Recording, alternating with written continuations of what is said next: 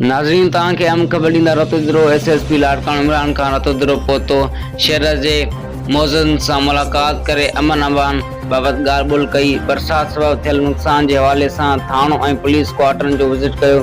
उन ई मौक़े ते मीडिया सां ॻाल्हाईंदे हिन चयो त रतोद्रो सब डिवीज़न जो दौरो कयो आहे। हिन जो मक़सदु उहो हो त हितां जे शहरनि सां मिलिजी उन्हनि खां तफ़सील वठिजे त हितां जी पुलिस कमु कीअं थी करे।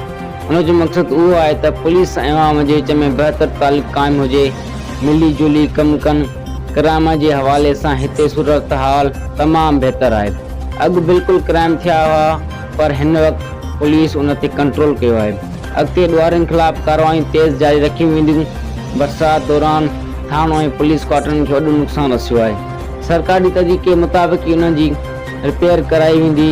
उन ई मौक़े ते DSP रतोद्रो इमदाद तालपुर SHO रतोद्रो फिदा हसन लांगा वॾो मुंशी वसीम अहमद सुमरो खेसि अमन अमान ऐं बरसाति सबबि थियल थाणो पुलिस क्वार्टरनि जे थियल नुक़सान तफ़सील ॾिना। जाग न्यूज़ रतोद्रो रिपोर्टर अब्दुल जो।